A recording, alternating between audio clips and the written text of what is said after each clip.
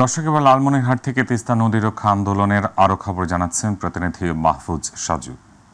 তানভীর, তিস্তার পানির ন্যায্য হিসা এবং তিস্তা মেগা প্রকল্প বাস্তবায়নের দাবিতে আপনি জানেন যে সকাল থেকে তিস্তা অঞ্চলের 5টি জেলার মানুষ কিন্তু এই তিস্তা নদীর 11টি পয়েন্টে কিন্তু বিভিন্ন কর্মসূচি পালন করে আসছে। আমরা সকাল থেকে দেখানোর চেষ্টা করেছি যে এই তিস্তা প্রকল্প কেন বাস্তবায়ন করা প্রয়োজন এবং তিস্তার পানির ন্যায্য হিসা কেন আদায় করা প্রয়োজন।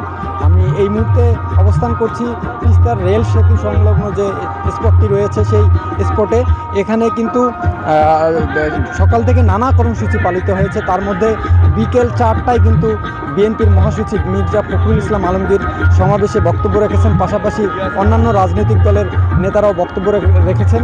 তাদের সবার কণ্ঠে একই দাবি ছিল যে তিস্তার পানি যে একতরফা প্রত্যাহার করা হচ্ছে, সেই কারণে উত্তরাঞ্চল যে মরুকরণের দিকে এগিয়ে যাচ্ছে, এই অঞ্চলের মানুষের যে রুটি রুজি বা জীবন জীবিকায় যে চরম ব্যাঘাত ঘটছে এই তিস্তার পানির অভাবে, সেটি কিন্তু তারা বারবার তুলে ধরেছেন এবং তাদের দাবি একটাই ছিল যে তিস্তার পানির ন্যায্য হিসা দেয়া হোক, পাশাপাশি তিস্তা মেগা প্রকল্পটি বাস্তবায়ন করা হোক। আরেকটি বিষয় জানিয়ে রাখি যে এখানে কিন্তু আজকে যে 48 ঘন্টা লাগাতার কর্মসূচি রয়েছে অবস্থানের, সেটি কিন্তু অনেকে কাঁথা কম্বল নিয়ে কিন্তু এখানে অবস্থান করার জন্য এসেছেন।